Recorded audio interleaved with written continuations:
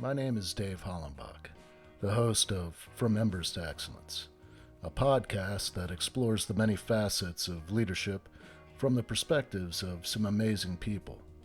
We discuss the triumphs and failures that have shaped our lives and our leadership philosophies. I've found that it isn't whether we fail that defines us, but when we do fail, how we respond. Leaders dust off the ashes and use their failures as fuel to work harder and as lessons to come back wiser and stronger, more resilient, more determined, and more committed to excellence. Today I'm speaking with Glenn Parker, and his son Michael Parker may be joining us to talk about their book, Positive Influence, the leader who helps people become their best self. And we'll actually probably talk about their next book, which we'll touch on in a little bit. But first, I'd like to introduce Glenn. He is an internationally recognized workshop facilitator, organizational consultant, and conference speaker in the area of teamwork, collaboration, and team meetings. He is the author of 16 books, including the bestsellers Cross-Functional Teams, Working with Allies, Enemies, and Other Strangers, Team Players and Teamwork, New Strategies for Developing Successful Collaboration. Glenn's widely used instrument, the Parker Team Player Survey, has sold more than 1 million copies, and his seminal work on team player styles was featured in a best-selling CRM video. As a consultant for more than 40 years, Glenn Parker has helped create high-performing teams at hundreds of organizations, including Novartis Pharmaceuticals, Merck Company, Bristol-Myers Squibb, Phillips-Van Heusen, Telcordia Technologies, the U.S. Coast Guard. Glenn holds a master's degree from the University of Illinois and studied for the doctorate at Cornell University. Through his philanthropic endeavors, he has raised over $1.5 million for cancer research. His son, Michael, is a senior executive with 26 years of experience in financial services. So he brings just a whole other layer to these books that they collaborated on. Currently, he serves as the managing director for Rockefeller Capital, based in New York City. Prior to his current position, Michael led RBC US Wealth Management Recruiting Strategy, where he led the firm to record-breaking growth in 2018. Previously, he was the executive vice president and chief development officer with Hightower, where he led the firm to a listing in Inc. magazine's 5,000 fastest growth companies for 5 consecutive years. Throughout his career, Michael has been a featured writer for wealthmanagement.com, where he has shared more than a dozen articles, as well as authoring the industry award-winning Blueprint for Growth. So just to kick things off, we've got a list of your accomplishments, some of your background, but I'd like to get an idea of really some of your early influences that led you to this path that you're on, your passion for leadership and team building. So where were you born and raised, Glenn? Well, I was actually born in New Jersey, but grew up in New York City and went to local schools there, high school, went to college there. Basically, a city street kid who grew up playing, street ball and playing basketball in the schoolyards of the city, and kind of loved that whole life. And and I went to college and lived at home and took the subway to college, and I loved it. I had a great experience with that. At a certain point in my young life, my parents were a little concerned about growing up on the streets and what the influence that might have on me in a negative way. So they sent me to summer camp, what people in New York call sleepaway camp. So you went away for 2 months, you got out of the city and you were out in the country, and And I happened, they sent me because I, was a basketball player and loved basketball. They sent me to a basketball camp. And then I kind of discovered the whole leadership thing, because I discovered that, when it came time to picking teams, I got picked as the captain of the team. And and I did, a lot of that, and realized that, it came relatively easy to me. And I was able to influence other people on the team. And there's a certain point in camp life at the end of the summer, it's almost like an Olympics, where the camp is divided into two teams. So it could be 150, 200 kids on each team. And when I was a camper, when I was 15 years old, I was the camper leader of one of those teams. So it meant dealing with 5 and 6 year olds and 8 and 9 year olds and 13 and 14 years old, and trying to get them involved and motivate them and encourage them and be supportive of them. And this, came kind of naturally. And then I stayed on and became a counselor to younger boys.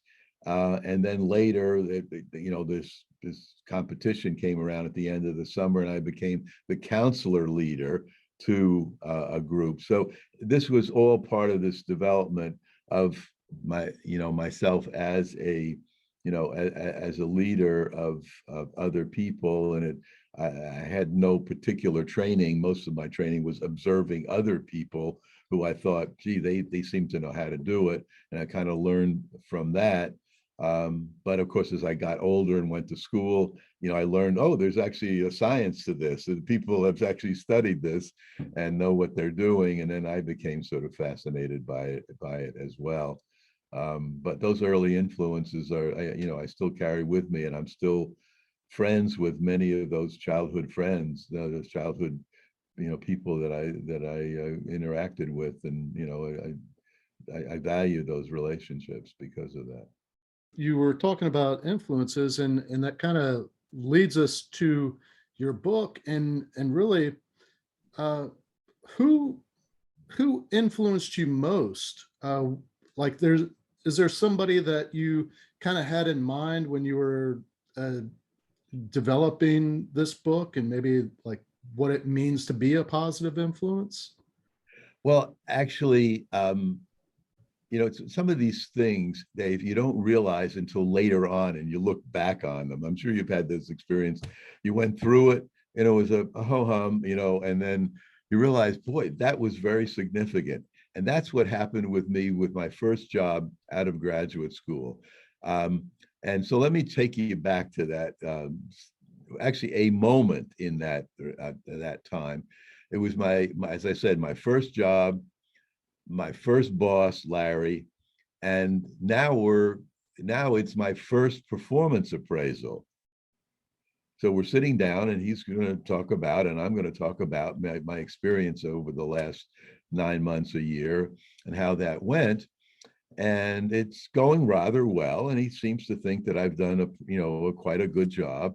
And I have to tell you, in all honesty, Dave, it was a pretty boring job. Let me just put that out there. Mostly, I looked things up and I wrote reports. I looked things up and I wrote reports. And I knew what was coming up in this performance appraisal. At the end, it's always your development plan, right?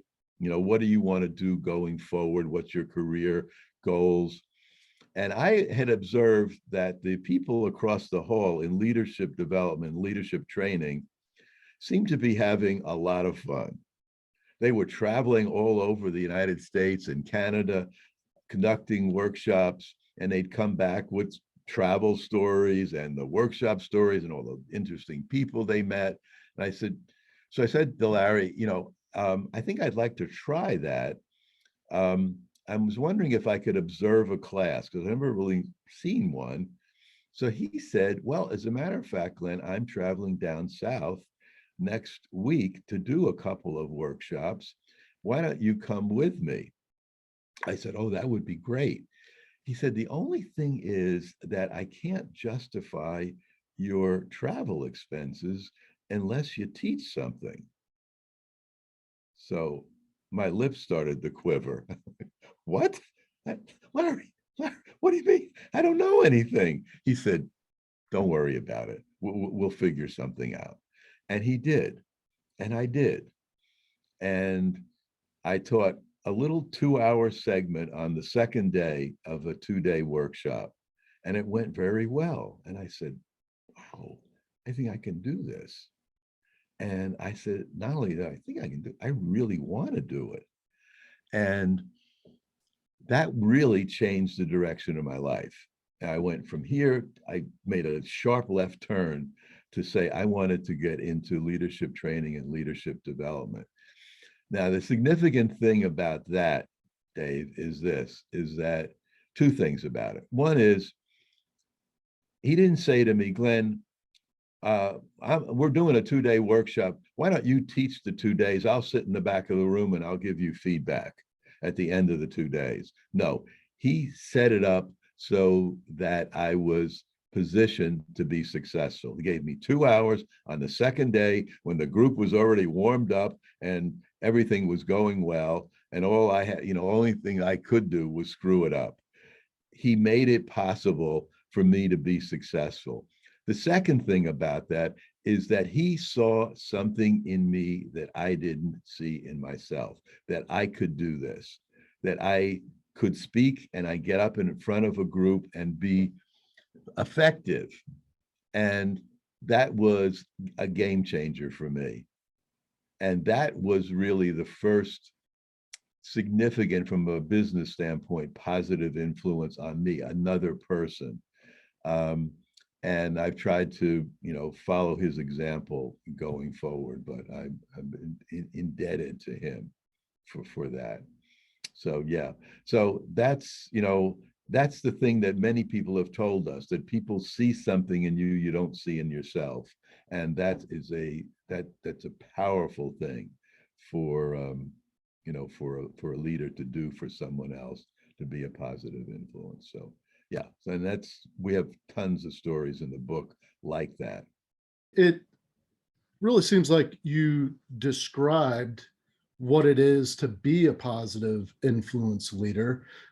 But is there I'm guessing there's a lot more to what what you've defined in the book as a positive influence leader. Can you maybe give a little bit more information on some different aspects of this kind of leader? Sure. Yeah, and I'll be glad to do that, and I'll tell you how we actually got to that point. But I can't imagine, someone with your background doesn't have someone in your life that was a positive influence on you, that maybe was that game changer. You give us a little bit of that. Yeah. Well, there's so many people that played roles in my development, but I'd say right off the top of my head, how this kind of led to where I'm at now. Early on in my fire department career, I made a couple of mistakes, and led to kind of a dark period. And my uncle, knowing that that was the case, would check in on me. And one day, when I was, feeling sorry for myself, he said, "Listen, we all make mistakes. Everybody makes mistakes." He's like, the measure of a man is not the mistakes he makes, but what he does after. Are you going to let that define you, or are you going to make your actions really tell people who you are, who you want to be? And so I was like, that was a big moment for me. And the next person in my career that really influenced my mindset was Chief Mike Howell. He was probably the most consistent leader. He was just vigilant. And if you think about the fire service, you never know when you're going to run a call. I happen to work in busy houses throughout my career, and Chief Howell, at the end of his career, he always wanted to be the in charge of the busiest battalion. So I wanted to work for him, and it didn't matter what time of night. If he was running all day long, he would always come by the station and sit down and talk with me. And he knew that I'd be up because we were a busy fire station. And it'd be 3, 4 o'clock in the morning, and he'd roll in, and I'd be sitting at the desk, and we'd have a cup of coffee and talk, and he'd let me bounce ideas off of him or my thoughts. And he just had a lot of good information as I was developing a leadership program for new firefighters and people that were wanting to develop their leadership skills. So he reinforced a lot of ideas that reinforced thoughts on good leadership and what it means to be a good leader. Mm-hmm. And the person that was most, like you say, this turning point, it was Chief Otto Drozd. He was the fire chief for my department. And he gave me a budget to really develop the program and make it part of the department and part of its culture. And it really changed things for me. His mindset of the most valuable commodity in any organization is the personnel, and you have to work really hard at developing them. Yeah, those are great. Those are great stories and great examples, of the kind of thing that we found. And so let me pick up on those stories and tell you about what we found. Michael and I went in initially looking for a profile. What is a positive influence leader do? So we were looking for almost like a job description of that. And what we found was something different, which was that there's lots of ways that you can be a positive influence leader, all of them different, but all of them helpful. So we actually conceptualized that at the end when we got all the interviews together and talked to a wide variety of people across a lot of occupations and industries and the like, into 4 different styles or 4 different types of positive influence leaders. We call them the supportive, the teacher, the motivator, and the role model. So let me start with the supportive one, because you gave examples of that, of somebody, who said to you, you can do this. But everybody makes mistakes. You learn from those mistakes. That's what we call the supportive leader. Somebody who says, hey, you can do this. I got your back. I'm with you. I will help you. I'm not going to do it for you, Dave, but I will support you out there. I will support you. For example, one of the people we interviewed was a woman named Jennifer. Jennifer was a student of history. She got that from her mother, who loved, history. They bought an old house and redid it, and, did it in the style of the original house. And she learned that from her mother. And she went to college and majored in American history. And people said to her, what are you going to do with a history degree? How do you make a living, with a history degree? Her mother said, by the way, to her, Don't let anyone tell you you can't do something just because you've never done it before. Don't let anyone tell you you can't do something just because you've never done it before. And that's the kind of thing. And you know what Jennifer did with that history degree? Today, she's a senior curator at the Smithsonian Museum of American History in Washington, D.C. And she's living the dream because she's doing exactly what she's meant to do, wants to do, and is happy doing. Betsy, a woman that I met many years ago, but I didn't know her story. She said to me she went to college. She's a woman of a certain age, went to college to major in theater arts, assuming that a woman at that time really had only a few options available to her, and that was she could be an actress, she could be a playwright, she could be a director. That was pretty much it. Course, part of the curriculum, she had to take a course in technical theater. And the instructor, fellow she said, whose name was Dave, at one point said, Betsy, I want you to go up on that ladder and I want you to string these lights across the top of the stage. She says, I grew up in a small apartment. We never even had a ladder in the house. You're probably laughing about ladders, like you lived with ladders. And she said, go up on that ladder. And first of all, it was not only the ladder, but you can imagine how high that is going up on the top of the stage. He said, Betsy, you can do this. I'm here. You can do this. She went up, she strung the lights, she came back down. She said, wow. She said, from there, she learned how to use power tools. She built sets. she strung lights. She knew how to do sound systems. She became an expert in the technical aspects of theater and pursued that as a career. It wasn't so easy, by the way, to break into a male-dominated field at that time, but that's a whole nother story. But she got that from this one incident, this person who was supportive and said, you can do this.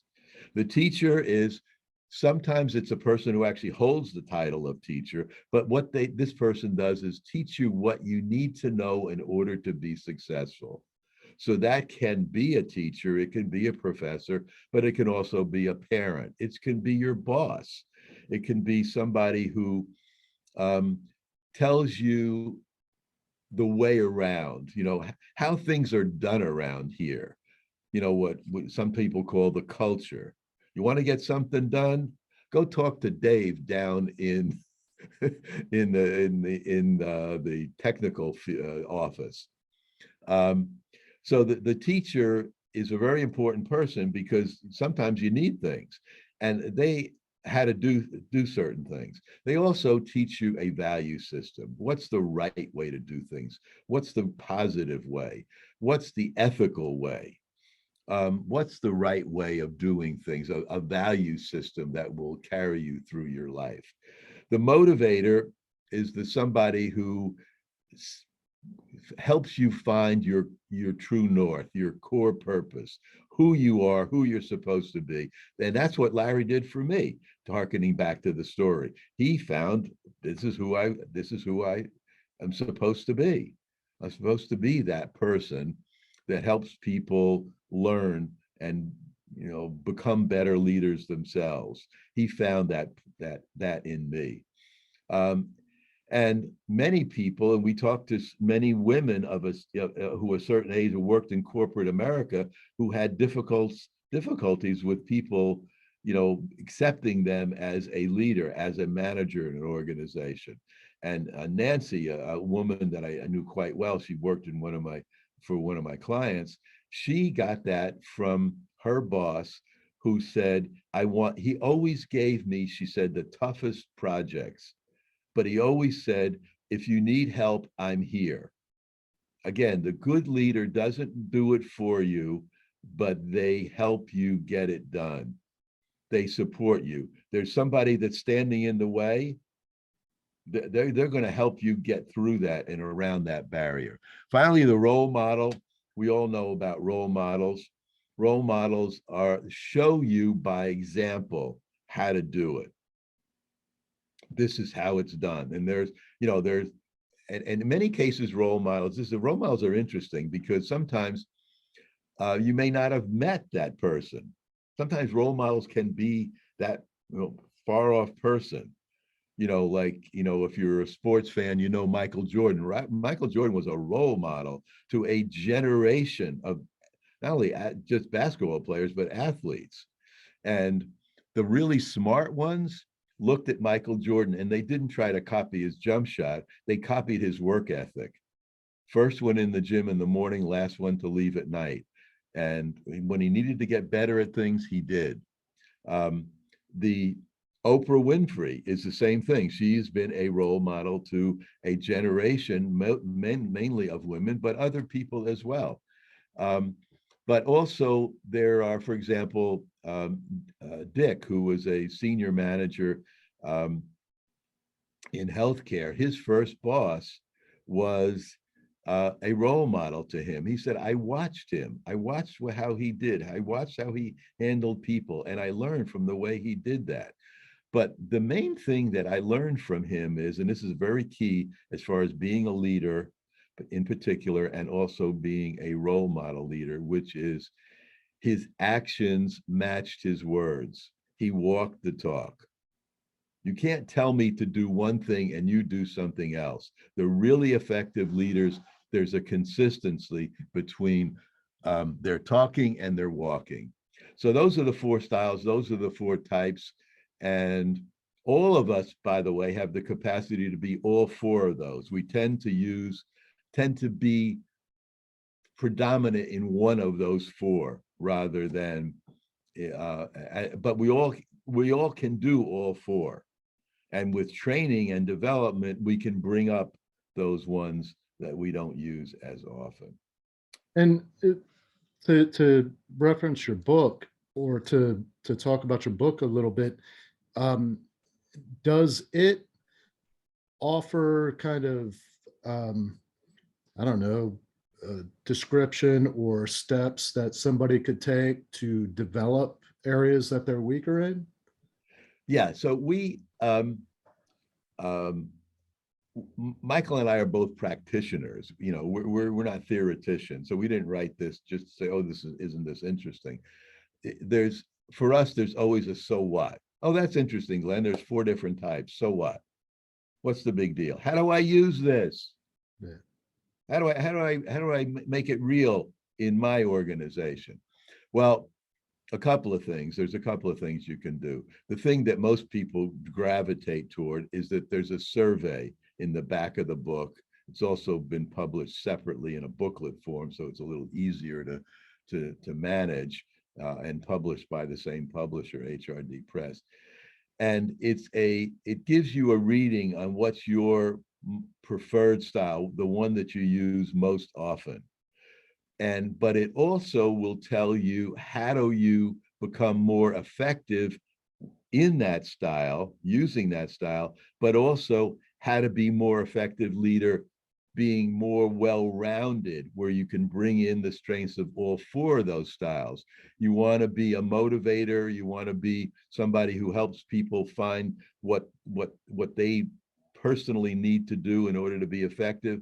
But you can also be supportive of that person. You also can teach them things they need to know. So you can be a more well-rounded person. So after you fill out the survey, you get a reading on what your strengths are and what your weaknesses are and what you need to, and then there's a template for you to follow to get from here to where you want to be, which is to be a more well-rounded team player. So the answer is yes.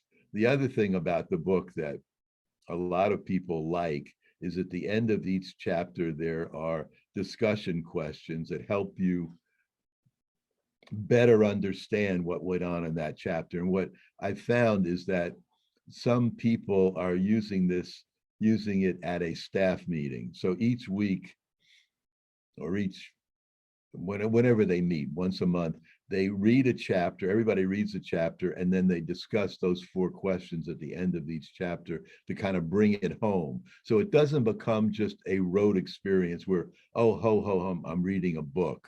And we also wanted that for the reader. When you get to the end of the chapter, before you go rushing ahead to the next chapter, stop and look at those questions. Like, who's been a role model in your life? And what did they actually do? And what did you learn for them? That would be a typical question at the end of a chapter. There you go. And prior to beginning this interview, we talked a little bit about some of your experiences and some of your clients and maybe some of the stories that have been shared with you. But where I'm going with this is more specifically, this time in history is just filled with a lot of unknowns. It's very stressful for a lot of people. And you told me a little bit about, leaders of hospitals or large organizations that, are struggling with, well, you mentioned Amtrak, that, during the early days of the pandemic, everything shut down. And what did they do?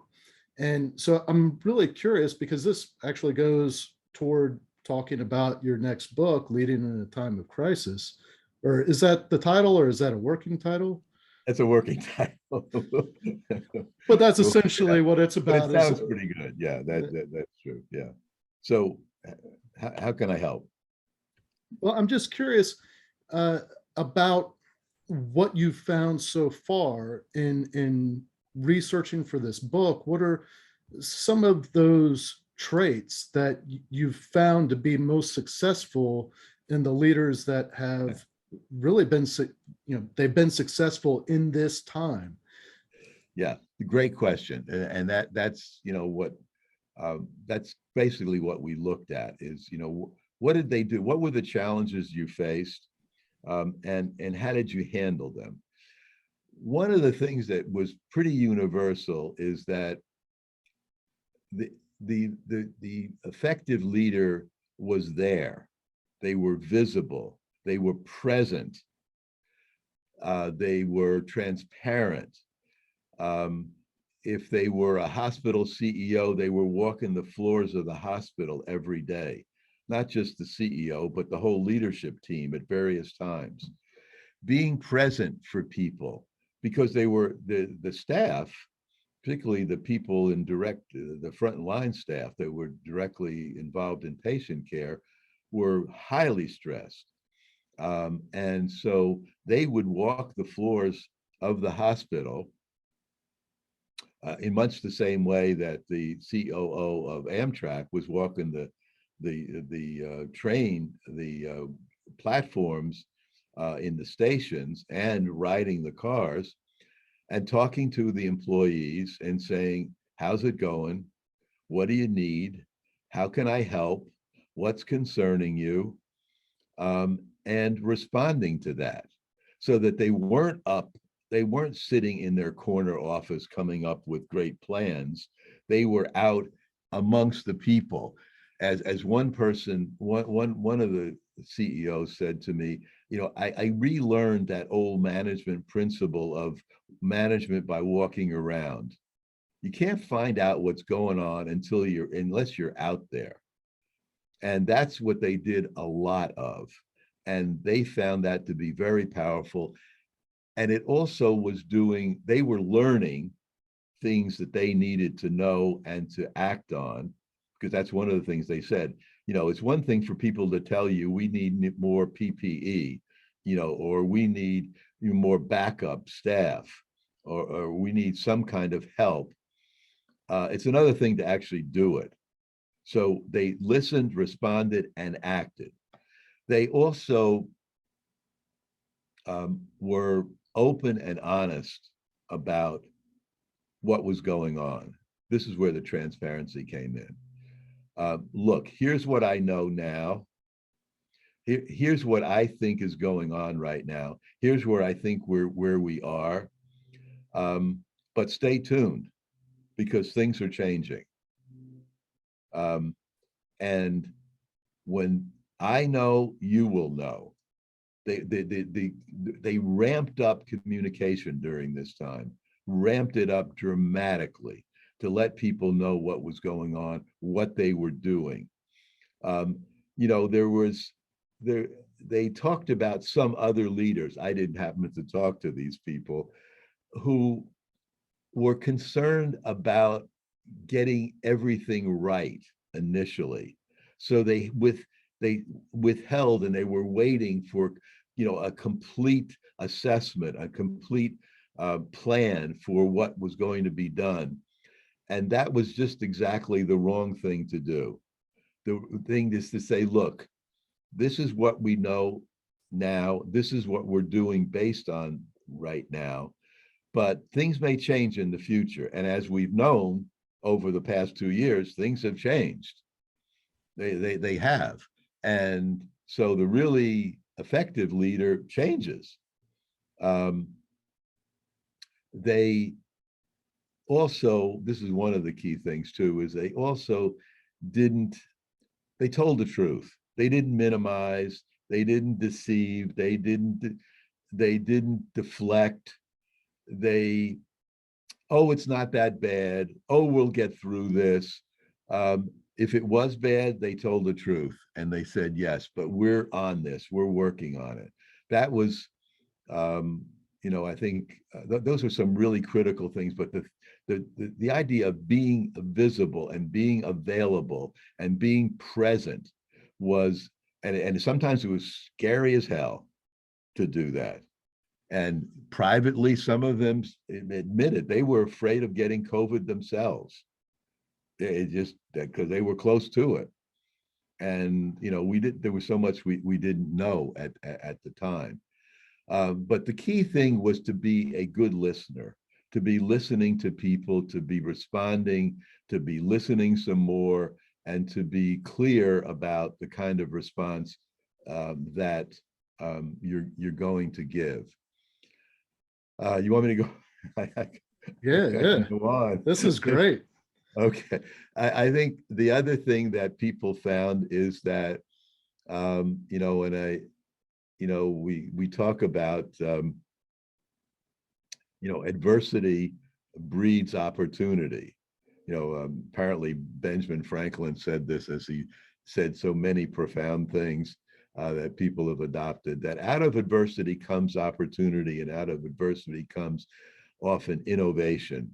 And that's also what happened, is that people got creative and did a number of things. For example, the CEO of a company that owns 21 Red Robin franchises.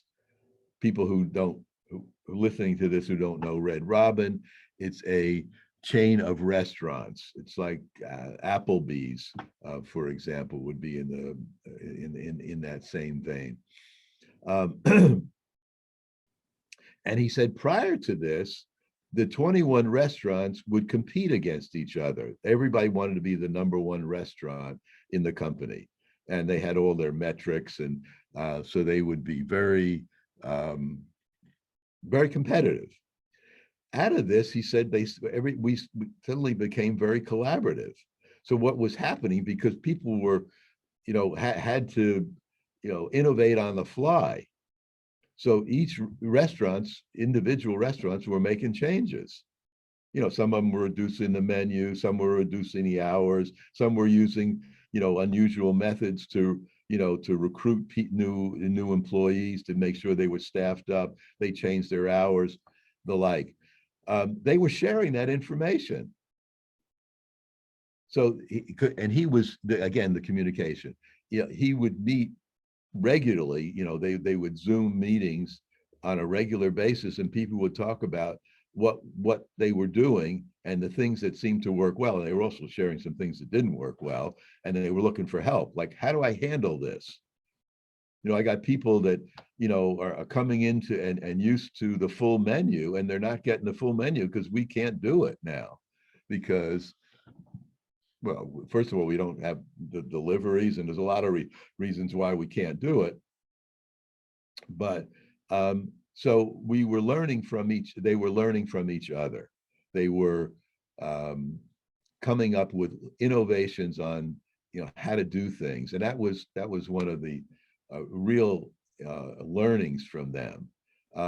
And other people said, we had to just adjust on the fly. We started to look at rules and regulations that we live by and question them. Like, why are we doing this? Oh, that's the way we've always done it. Well, no, we can't afford that now. We can't. We don't have the time. We don't have the people. What is in the best interest of our customers and our employees? And in most cases, the ones who were really smart were putting the employees first, because the employees were the heart of this. And what we've learned is that the companies that have come out of this very successful are the ones that put their employees first. And so people say, well, what about your customers? They should be first. Customers should be number one. You can't have, this is me preaching here. You can't have good customer service without good employee relations.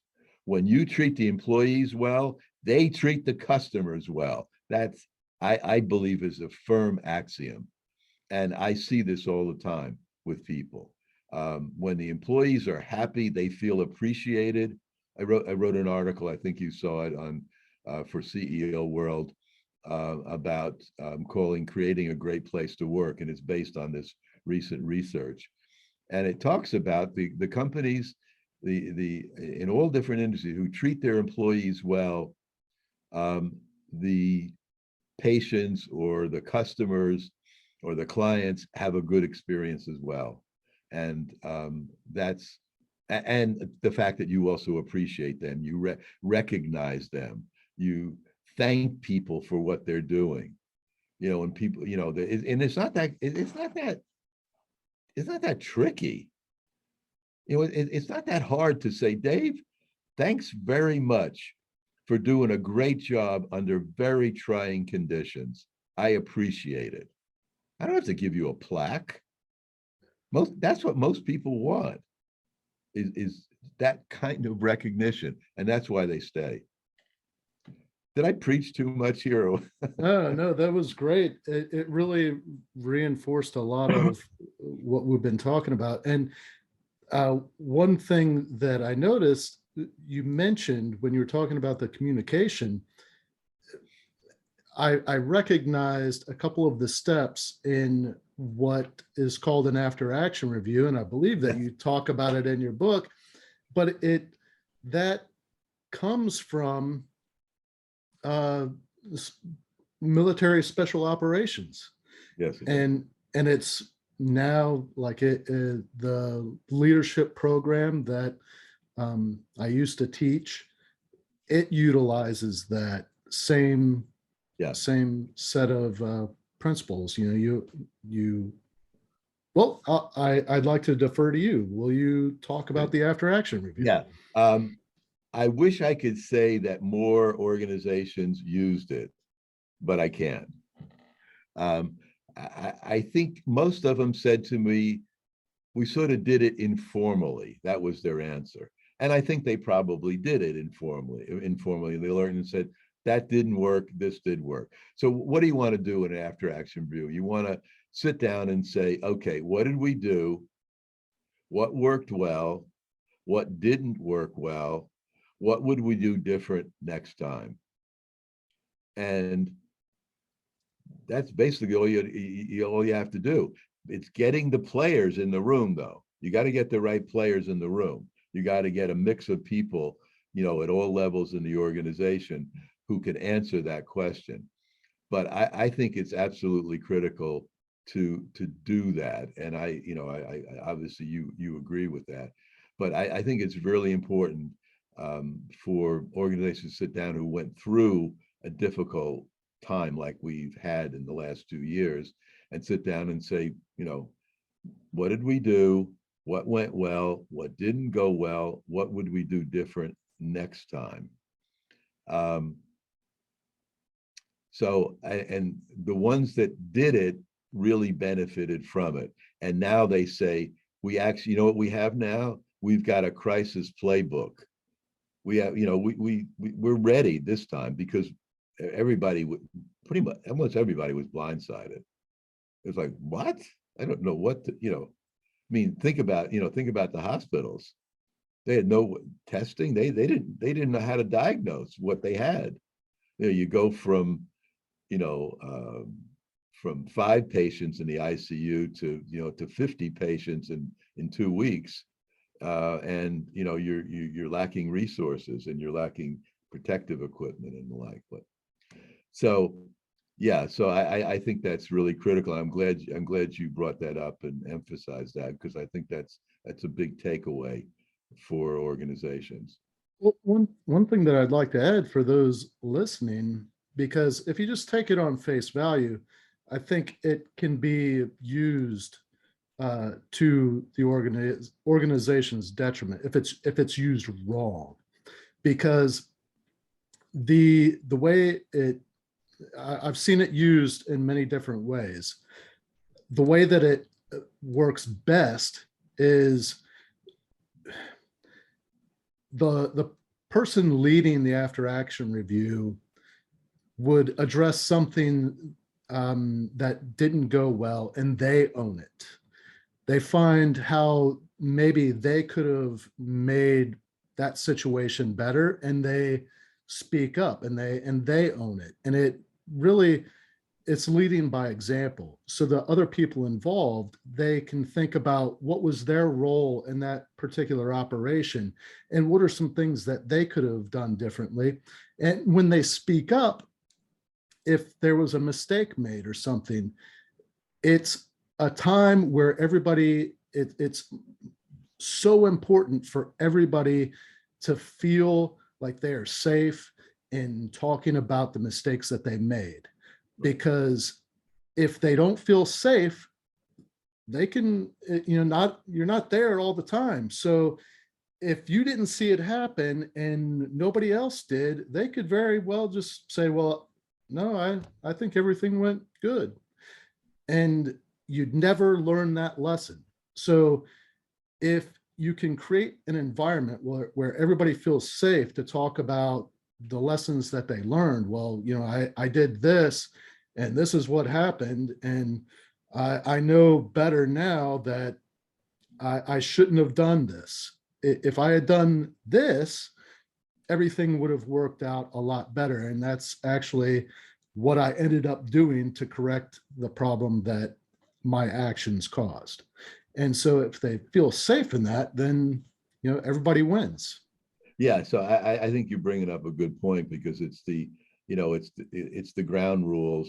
You know, this is not the blame game. We're trying to find out. This is a learning process here, and that's kind of why you need a good facilitator running that meeting, so that it doesn't become, you know, we're going to pick on one person. You know, you shouldn't have, you know, turned the lights out at that point. No, that's not what we're here for. And so you really need to kind of set the ground rules, set the norms for something like that. And also to get, you know, somebody who knows how to run, you know, a group session. So yeah, no, I see people in some industries and in some companies, they're very comfortable with this. There's something called a project review. So at the end of a project, whether it's the, you know, the development of a new software system, or, you know, producing a new pharmaceutical, before that team disbands, they do a project review, and they ask basically the same questions: what went well, what didn't, what can we do differently next time? So many of them are used to doing this and should do it, and we certainly certainly encourage that, and that, you know, out of this whole thing, you know, what do we learn from this? So, but the other thing that you know, I wanted to mention out of this is the that I think is worth emphasizing, and I mentioned it earlier, was the innovation that came out of this. And I think, you know, it's so important to recognize that and to allow the people in the organization to innovate. And what we learned is that, you know, in this time when many people were also working from home, so you didn't have, you know, close supervision. People were kind of working on their own and doing things. And even if, you know, in hospitals and in other places where they were frontline employees were dealing with customers or patients or others, they had to make decisions on the fly. So that one of the things that became very important was that leadership had to be comfortable with empowerment. They had to be comfortable empowering employees. And most of them were like, wow, you know, these folks did really well. And they discovered that the employees, one, knew what they were doing and were making decisions on the fly that really worked because they were right there at the moment. They weren't up, you know, around the conference table making the decision. They were right on the job. And so empowerment became one of the innovations of this time, because in many cases it wasn't possible to watch what everybody were doing. And second of all, you know, people became more appreciative and acknowledging that what the employees know is really valuable, and just let them go. And what we're also doing, Dave, at that time, when you empower someone, you are saying something really positive about them, which is you're saying, I trust you to do the right thing, to do the best thing for our customers, for our patients, and the like. And that's another form of employee recognition and employee appreciation, is to empower people. And you know, you can always, you always tell in in an organization when you say to somebody, well, can you do this? Because, you know, it's not something that's, you know, on the list or on the menu or something. And the person says, yeah, I'm sure we can do that. As opposed to, I'll have to check with my boss first. Now, they're not saying, you know, they're not making outrageous claims and doing, they're, you know, it's, you know, we're doing everyday things that seem just, you know, pretty okay, that would make the customer happy or make the patient feel better. And empowerment's a big part of that. That's a big part of what our learnings out of this is, that there was that's another thing that ramped up, was empowerment along with communication. So yeah, so it was an important outcome of all of what we've learned, and I'm, you know, putting a lot of this together now because we haven't done all the synthesis yet. But this is great. This has been actually helpful to me, because you've gotten me to, you know, to think through a lot of the things that have been floating around, you know, in my mind based on, you know, these interviews that we've had with people. So thank you for that. It's really interesting. A lot of what you've been talking about, it really made me think about, well, something that I described earlier to you before we started recording, was leading in crisis is so much like leading a fireground operation. You know, the way that you have to communicate, the way that you have to trust the people that are on the interior of that building, being able to be the eyes outside and communicate that information effectively to the people inside. You know, whether it's the location of the fire or, you know, smoke conditions that could tell you whether or not what they're doing is effective. And it's just, I don't know, there was so many parallels to everything that you were just talking about, and, you know, operating on a fireground. It's not surprising at all. You know, I think there's so many of these things that transfer across occupations and industries and organizations. So I'm Yeah, I'm clear about that because, I talked about, but we also, uh, interviewed, people in corporate jobs. We interviewed two people who ran nonprofits during this time, that had to pivot and do all kinds of things differently because it just things weren't available to them. So it ran across. We talked to the head. The Clinton Foundation has a presidential scholars program where, they're training people for leadership in the future.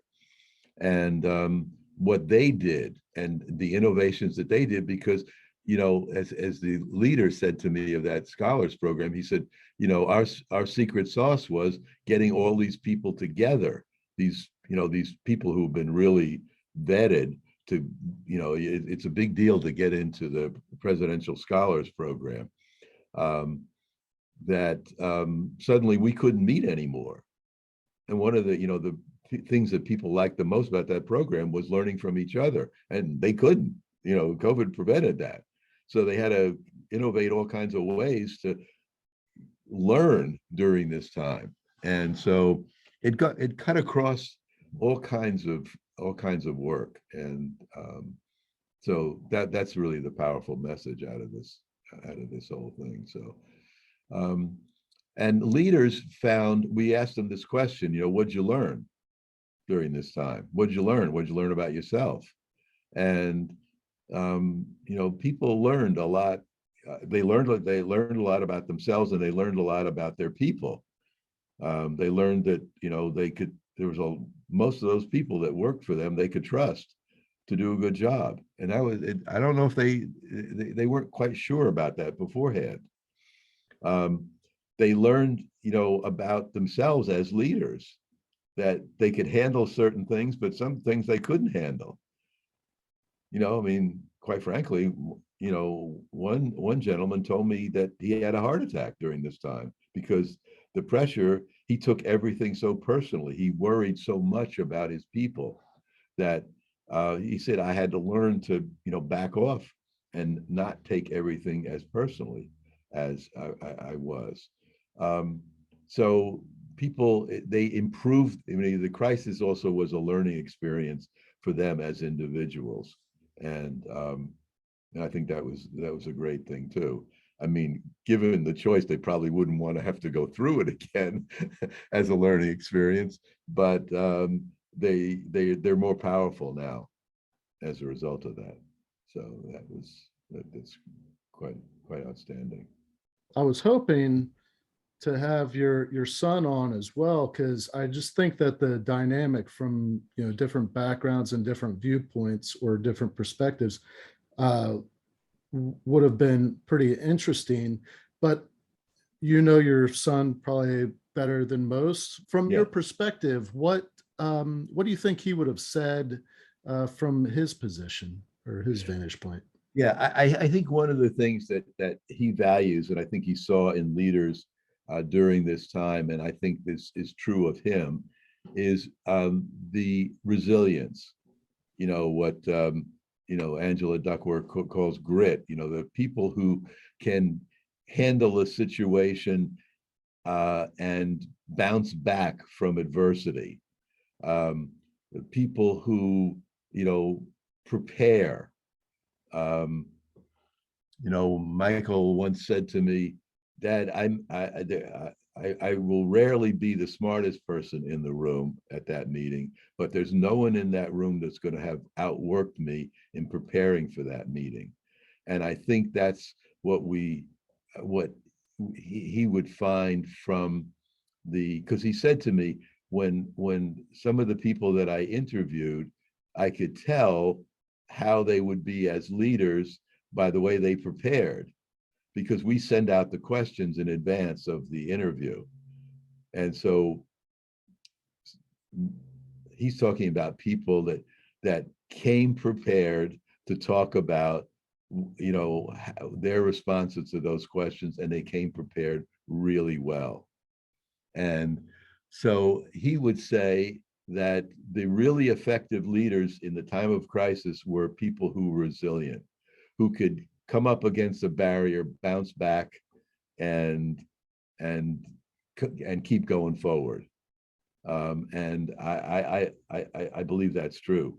It was a tough time, and you know, And so, correct me if I'm wrong, because what I feel like you just said is that resilience is uh, well, more noticeable, or it's better achieved. People bounce back quicker if they show up prepared for the unknown.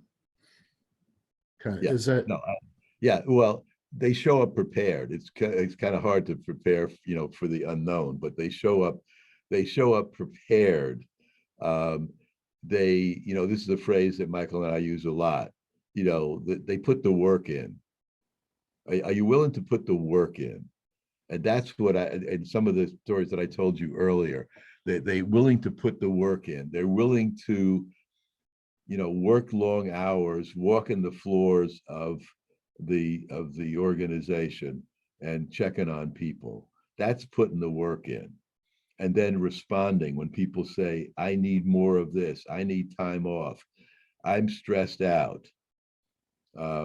They and making mental health services available for people during this time. That was a big factor as well. But yeah, yeah, you got to put the work in.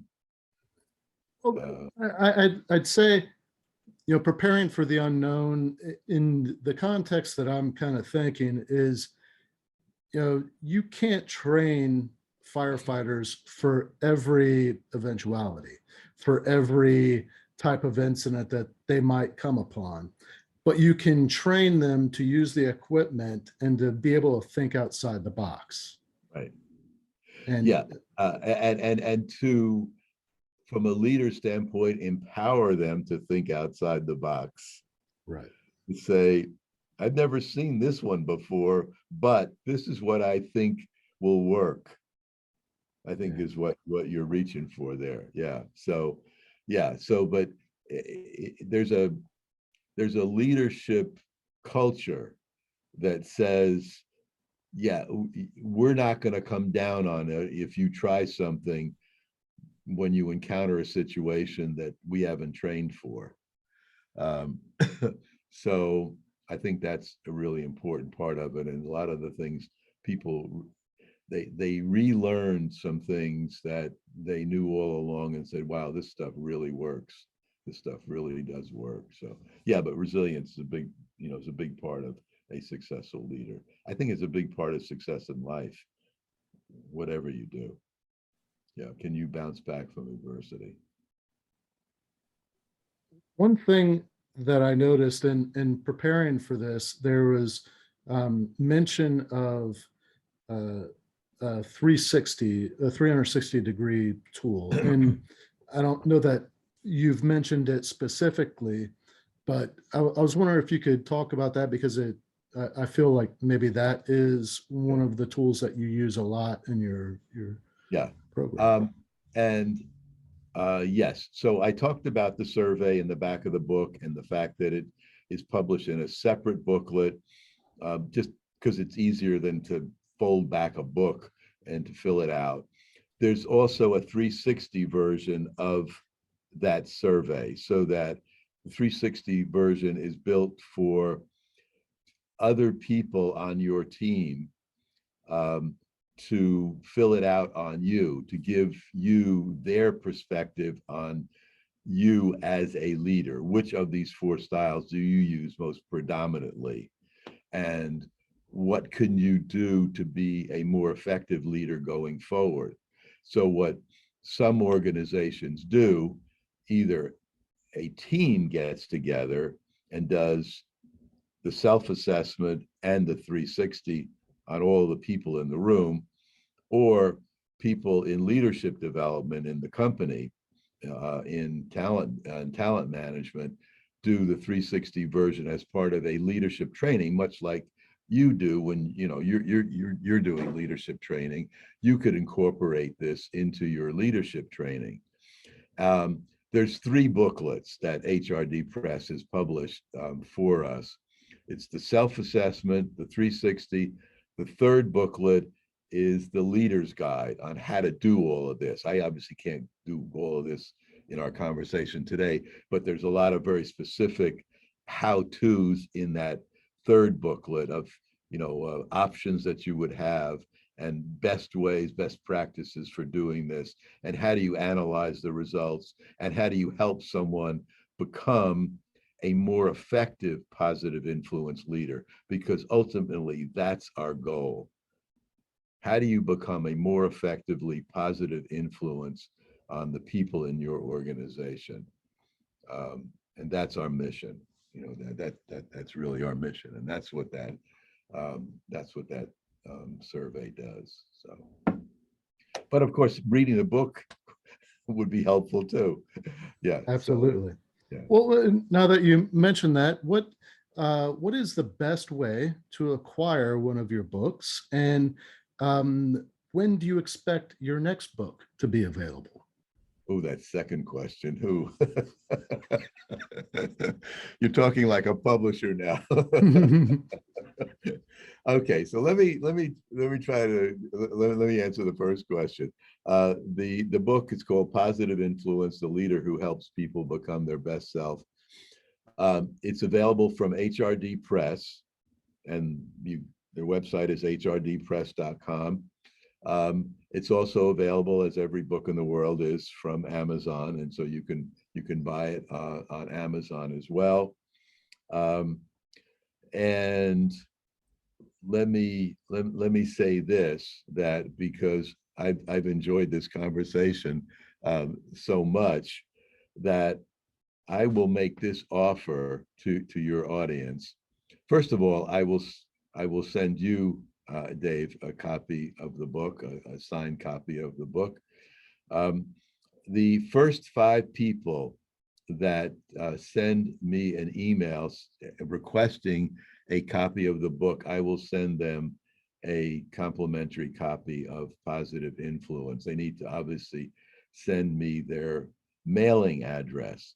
They send it to Glenn, Glenn, at thepositiveinfluenceleader.com. That's the website for the book that has a lot of resources. It's thepositiveinfluenceleader.com, and the email is Glenn at thepositiveinfluenceleader.com. First 5 people, we will send them a complimentary copy. So If somebody listening was interested in, I don't know if you still make house calls. Do you still go and talk to organizations? I do talk to organizations, and certainly Michael does, and certainly he's done some speaking at conferences and leadership development seminars with companies. So, and you can contact him as well at the website. He would be Michael at thepositiveinfluenceleader.com. So, and there's more stories there too. What's interesting, and I'd love to hear from your listeners.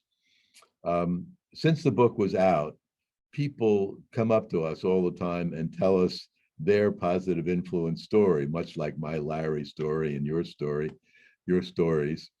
And so we started to collect them, and they're on the website. There's a blog called Stories of Positive Influence. Must be 20 or 25 stories that people sent into us that we posted there. And if anybody in your audience would like to send us their story, we would be glad to post it and give them a free copy of the book as well.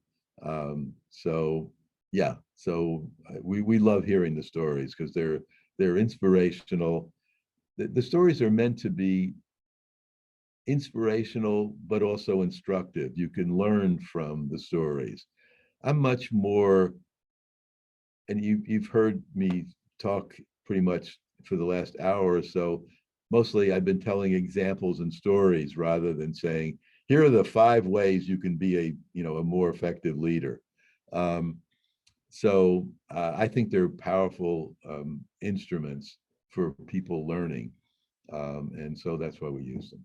Great. So I will have the link to your website, your email addresses, and I'll have that in the show notes. So all of you listening, reach out to Glenn, and I can't wait to read your book. And um, what I do have on my website is a recommended books page. And Okay. I have a grouping of featured books. So typically, what I do when I come across a really good book that really speaks to me or I feel would speak to the audience, I put it in that featured books area of my website. So what I'll do, I'll put yours up there. I'm sure it'll be up there by the time this episode publishes. So I look forward to reading your book. Thank you very much. I appreciate it. And thank you for the opportunity. You know, I always think about these podcasts as a conversation, and you do a great job of making it conversational and making it comfortable. And I think as a result, you know, everybody benefits, and particularly your audience. So thank you very much for that. Thank you for saying that. Thank you for listening to this episode of From Embers to Excellence. Please like and subscribe to my YouTube channel. Follow me on your favorite podcast platform and visit hollenbachleadership.com for additional content. My goal is and always will be to add value to as many people as possible. So if I can be of any assistance to you or someone you know, please connect with me via email or on one of my social media accounts, linked on the homepage of my website. Remember, our failures don't define us unless we let them, and the only true measure of a leader is the success of their team.